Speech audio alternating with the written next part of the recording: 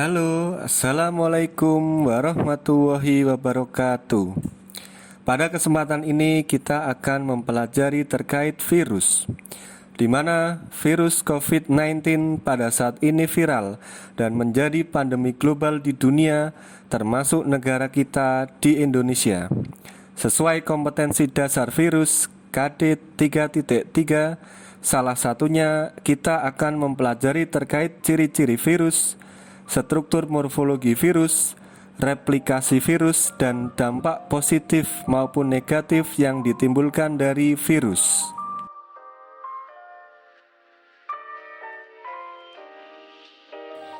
Kompetensi dasar materi virus sesuai KD 3.3 yaitu menjelaskan struktur, replikasi, dan peran virus dalam kehidupan.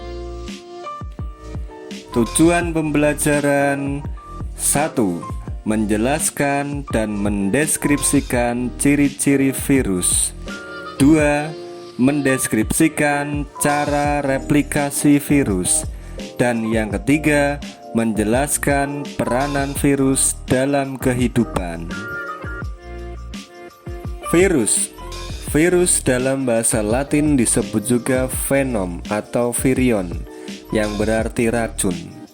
Sejarah penemuannya, virus ditemukan oleh Adolf Meyer, seorang pria kelahiran Jerman 1883 yang meneliti terkait ekstrak tembakau dan akhirnya menemukan virus TMV atau biasa kita kenal tobacco mosaic virus.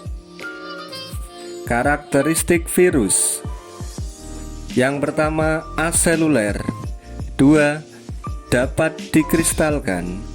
3. Mempunyai materi genetik DNA atau RNA. 4. Memiliki ukuran tubuh yang sangat kecil atau mikroskopis. 5. Hanya dapat berkembang biak di dalam sel hidup atau sel inang.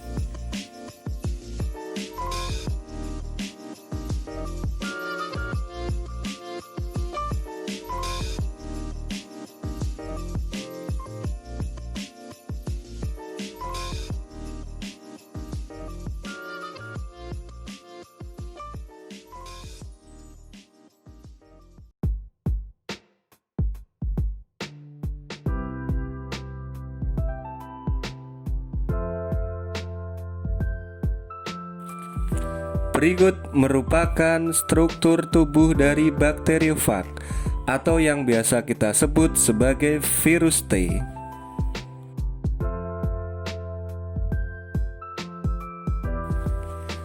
Replication of virus. Virus, sebagaimana kita ketahui, dapat berkembang biak apabila ada sel inang. Perkembangbiakan atau reproduksi virus terbagi menjadi dua. Yang pertama, siklus litik. Yang kedua, siklus lisogenik.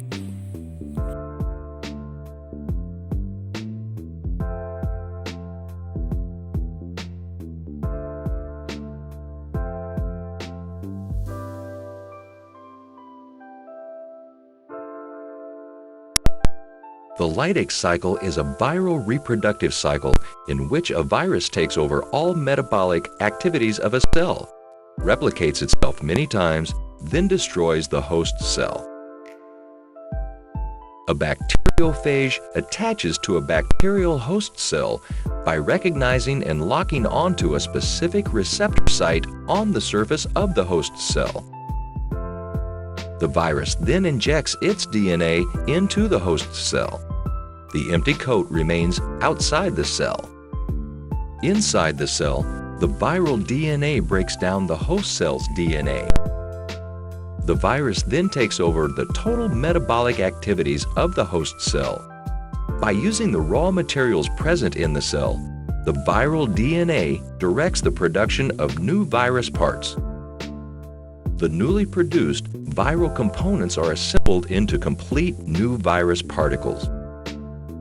The host cell bursts open and releases 100 to 200 new virus particles.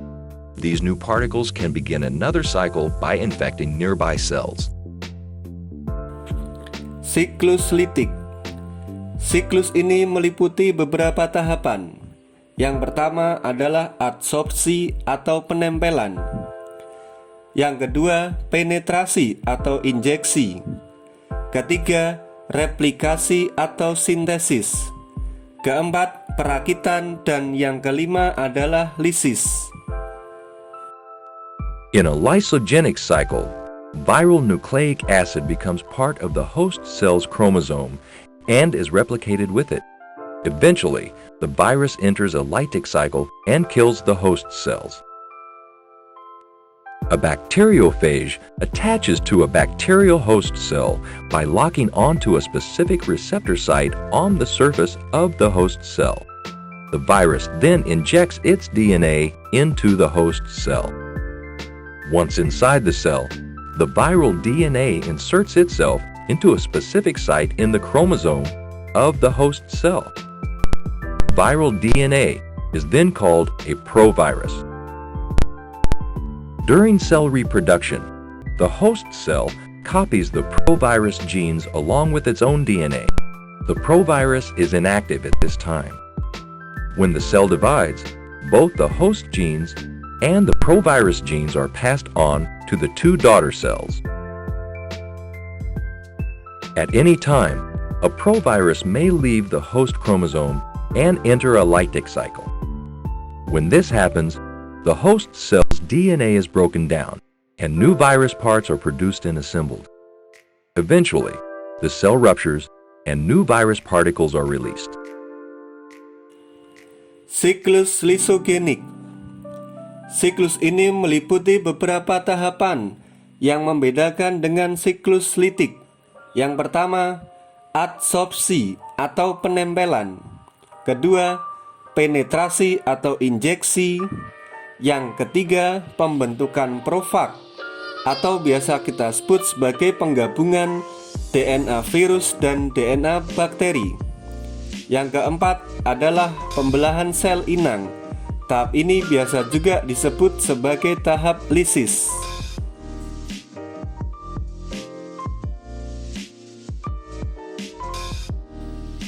Manakah yang disebabkan oleh virus?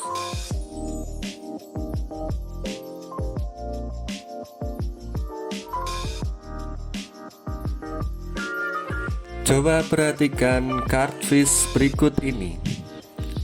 Nama lain dari virus T adalah, ya benar, bakteriofag. Soal berikutnya, perhatikan kartvis pada gambar berikut ini. Jenis virus yang menyerang tanaman tersebut adalah, ya benar, TMV atau biasa kita sebut sebagai tobacco mosaic virus. Coba perhatikan kartvis berikut ini. Jelaskan proses yang terjadi pada gambar.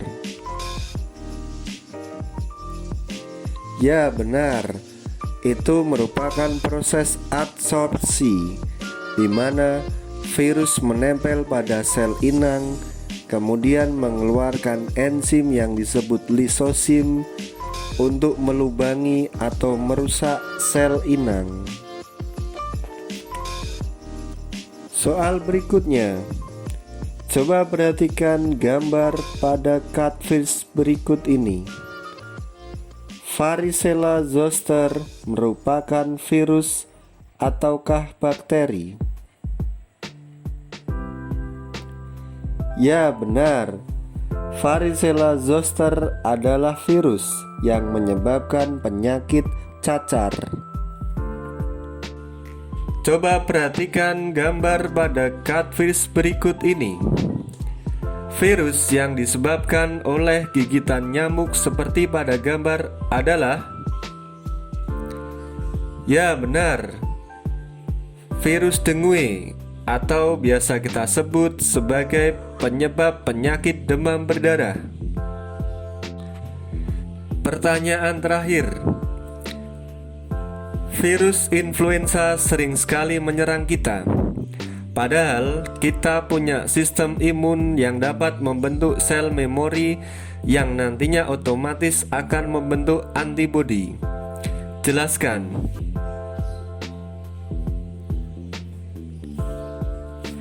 Ya, benar. Virus influenza cenderung memiliki karakteristik berbeda. Jadi, saat tubuh telah membentuk sel memori, antibodi yang dihasilkan sel memori tidak bisa menginvasi antigen influenza yang baru. Oleh karena itu, tubuh perlu melakukan proses respon imunitas dari awal untuk membentuk kembali antibodi yang baru. Cukup sekian untuk pembelajaran hari ini. Tetap patuhi protokol kesehatan guna memutus dan mencegah mata rantai penyebaran virus COVID-19. Salam sehat untuk kita semua. Wassalamualaikum warahmatullahi wabarakatuh.